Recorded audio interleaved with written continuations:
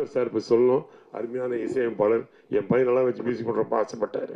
அதே மாதிரி அறிவுமதி, எங்கே அவர் அந்த காதல் மதி அற்புதமான பாடல் இருக்கார். வணக்கம் ஐயா, நான் அப்பொழுது கேட்டு எங்கப்பா அந்த கவிஞர் பிக்காசோவின் தூரியை தேடிந்தார் அப்படின்னு அற்புதமாக எழுதியிருந்தீங்க.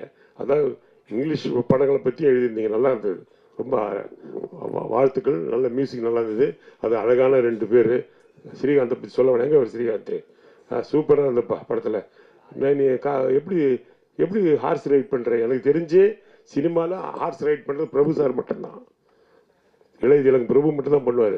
ஆனால் நீங்கள் அற்புதமாக பண்ண, எனக்கு ரொம்ப ஆச்சரியமாக. வெரி குட், சூப்பர், ரொம்ப எக்ஸ்டன்ட். அன்னைக்கு வந்து அவ்வளோ அற்புதமாக தைரியமா. இயக்குனர் கே ரங்கராஜ் இயக்கத்தில் கணபதி பிலிம்ஸ் மை இந்தியா தயாரிப்பு நிறுவனம் தயாரித்திருக்கும் திரைப்படம் கொஞ்சம் காதல் கொஞ்சம் மோதல். இதில் ஸ்ரீகாந்த், புனிதா பொன்னாடா, டெல்லி கணேஷ், சிங்கம்புலி மற்றும் பலர் நடித்திருக்காங்க. அண்ட் இந்த படத்தினுடைய ஆடியோ லான்ச் பிரஸ் மீட் சமீபத்துல நடந்திருக்கு. இதுல சிறப்பு விருந்தினர்களாக இயக்குனர் K S Ravikumar, K Rajan, R K Selvamani கலந்து கொண்டு விழாவை சிறப்பித்திருக்காங்க. எனக்கு வந்து நினைவுகள் வர்றது வந்து, நான் சினிமாவில் வந்து ட்ரை பண்ணும்போது மதர்லாண்ட் பிக்சர்ஸ் போவேன். ரங்கராஜ் சார் டைரக்ட் பண்ணிட்டு இருப்பாரு. உள்ளே விட மாட்டாங்க நம்மள. அவங்க அசிஸ்டன்ட்லாம் துரத்து. பாலானந்த் உங்ககிட்ட இருந்தால் ஒர்க் பண்ணார்ல சார், பாலானந்த் அவங்கெல்லாம் அங்கே இருப்பாங்க. பாலானந்த் துரத்திடுவார் நம்மளை, கிட்டே சேர்க்க விட மாட்டார். ஆமாம், ராம்தாஸ் அதுக்கு மேலே. அதனால பரவாயில்ல, கடைசியில் எப்படியோ சுற்றி வந்து நமக்கு ரங்கராஜ் சார் படத்தில் நடிக்கிறது ஒரு வாய்ப்பு கிடைச்சதுக்கு ரொம்ப சந்தோஷமா இருக்கு. ரொம்ப தேங்க்யூ சார். அது ஏன்னா வாழ்க்கையில் நடக்காத ஒரு விஷயம் அது இல்லையா. ரொம்ப முயற்சி பண்ணேன் அந்த காலத்தில். அது மாதிரி நிறைய படங்கள் வந்து ரவிக்குமார் சொல்லுவார்ல, எடுத்த படம்லாம் ஓடாதுன்னு. அது மாதிரி எனக்கு எல்லா படமும் ஓடாது. எந்த படத்தையும் பூஜையில் நின்றுடும் பாதியிலேயே. அது கூட பரவாயில்ல. பெரிய குடும்பம் ஒரு படம் வசனம் எழுதினேன், நம்ம ஜோக்கு சொல்கிறேன் நான். அந்த படம் டைரக்ட் பண்ண சொன்னாங்க ப்ரொடியூசர் வந்து, ஜெமினி கலர் ஃபிலிம் லேபரேட்டரி. நம்ம பண்ண மாட்டேன்னு சொல்லிட்டேன். ரவிக்குமார் கேட்டேன், என்னடா பைத்துக்காரா, நீ டைரக்டராக தானே வந்த, அப்படியே பண்ண மாட்டேன்னு சொல்கிறேன். இல்லை சார், என் படம்லாம் ஃபைனான்ஸில் நின்று போச்சு. ஒரு படம் சென்சார் ஆகி பாண்டியராஜன் படத்தையும் நிறுத்திட்டாரு. 3 நாள் பூஜை போட்டு நின்று போச்சு. அதனால் நான் பண்ண மாட்டேன். ஒழுங்காக நீங்கள் சம்பளம் கொடுக்குறீங்க, நான் பண்ண மாட்டேன் டைரக்ஷன்ட்டேன். திட்டினார் ரவிக்குமார் சார், முட்டாள். அவங்கெல்லாம் ஃபைனான்ஸ் எல்லாம் நின்று போச்சு படம். ஆனால் இது வந்து யார் தெரியுமா கம்பெனி?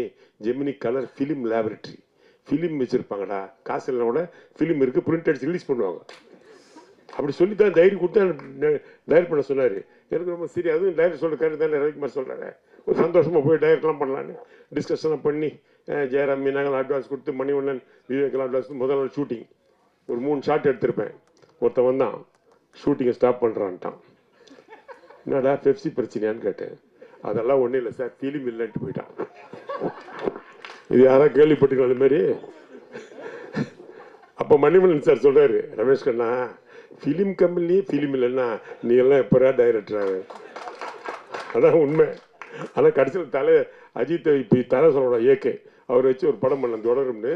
அதுக்கு இளையராஜா இசையமைத்த ஒரே படம் அஜித் படம் தான்.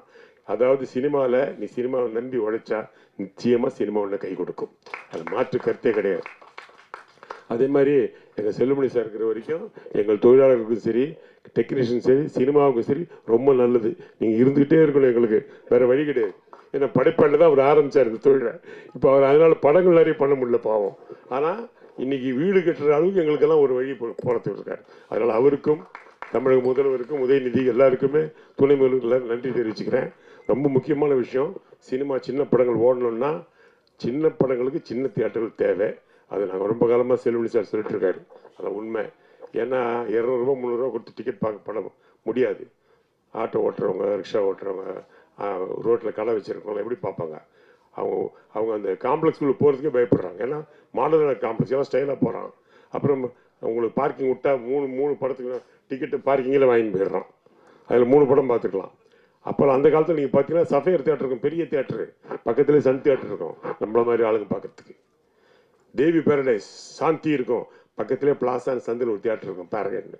இந்த பக்கம் பெருசாக கேசினோ இருக்கும், பக்கத்தில் கெய்ட்டின்னு ஒரு தியேட்டர் இருக்கும். எல்லா இடத்துலையும் எல்லா தரப்பு மக்களுக்கு அப்போ தியேட்டர் இருந்துச்சு. இப்போ அது இல்லை. உண்மைதான், எங்கே போய் அந்த மாதிரி தான் இருக்கும். நீங்கள் பார்த்துருப்பீங்க, 5 ஸ்டார் ஹோட்டலில் போய் சாப்பிட்டுட்டு இருக்காங்க ஃபுல்லாக ஆளுங்க சாப்பிட்றாங்க. சாதாரண நடுத்தர ஹோட்டலில் சரவணா பவன்லேருந்து ஆடையார் ஆனந்த் பவன் இந்த மாதிரி ஹோட்டல்லையும் சாப்பிட்டுட்டு தான் இருக்கிறாங்க. ரோடு கட்லையும் சாப்பிட்டுட்டு தான் இருக்காங்க ஜனங்க. அப்போ ரோடு கட்டில் பார்க்குற எங்களை மாதிரி ஜனங்களுக்கு நீங்கள் தியேட்டர் ஓப்பன் பண்ணணும். அப்போ தான் சின்ன படங்கள் வளரும். இல்லை வேற்று கருத்தே கிடையாது. ஏன்னா 50 ரூபா டிக்கெட் போட்டு ஜிம்மு ஜாலியாக படம் பார்க்க தான் விரும்புகிறான். அவனுக்கு வசதி இல்லை, அதனால் படம் பார்க்கல. அதனால் சின்ன படங்கள் வரல. சின்ன படங்கள் வந்தால் தான் வித்தியாசமான கதைகள் வரும், வித்தியாசமான இயக்குநர்கள் வருவாங்க, வித்தியாசமான நடிகர்கள் வருவாங்க. அதனால் அதற்கான வழியை பெப்சி தலைவர் தான் அரசாங்கத்தில் சொல்லி அதுக்கு வழி பண்ணணும். வந்தோடனே உங்களுக்கு ஒரு பெரிய சொல்லிட்டு அது மாதிரி சுந்தர் சார் இப்போ சொல்லணும். அருமையான இசையமைப்பாளர், என் பையன் நல்லா வச்சு மியூசிக் பண்ணுறப்ப ஆசைப்பட்டார். அதே மாதிரி அறிவுமதி எங்கே அவர் அந்த காதல் மதி அற்புதமான பாடல் இருக்கார். வணக்கம் ஐயா, நான் அப்பொழுது கேட்டு எங்கப்பா அந்த கவிஞர் பிக்காசோவின் தூரியை தேடிந்தார் அப்படின்னு அற்புதமாக எழுதியிருந்தீங்க. அதாவது இங்கிலீஷ் படங்களை பற்றி எழுதியிருந்தீங்க, நல்லா இருந்தது. ரொம்ப வாழ்த்துக்கள். நல்ல மியூசிக் நல்லா இருந்தது. அது அழகான 2 பேர். ஸ்ரீகாந்தை பற்றி சொல்ல வேணாங்க. அவர் ஸ்ரீகாந்த் சூப்பராக இருந்த படத்தில் நீ எப்படி ஹார்ஸ் ரைட் பண்ணுற? எனக்கு தெரிஞ்சு சினிமாவில் ஹார்ஸ் ரைட் பண்ணுறது பிரபு சார் மட்டும்தான். இளையதிலங்க பிரபு மட்டும்தான் பண்ணுவார். ஆனால் நீங்கள் அற்புதமாக பண்ண, எனக்கு ரொம்ப ஆச்சரியமாக, வெரி குட், சூப்பர், ரொம்ப எக்ஸ்டன்ட்.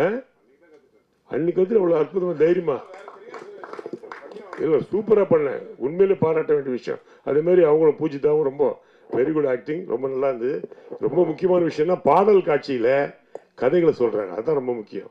சினிமா வெறும் எல்லாரும் 10 பேர் வருவாங்க, ஒரு 20 பேர் குரூப்ஸ் ஆடுவாங்க. இவனும் அந்த பொண்ணை லவ் பண்ணுற மாதிரி பாடுவான். பின்னாடி அழகு அழகுன்னு அவனும் பாடுவான். இல்லை இவன் லவ் பண்ணுறான்னா ஹீரோ லவ் பண்ணுறான்னு தெரியாது.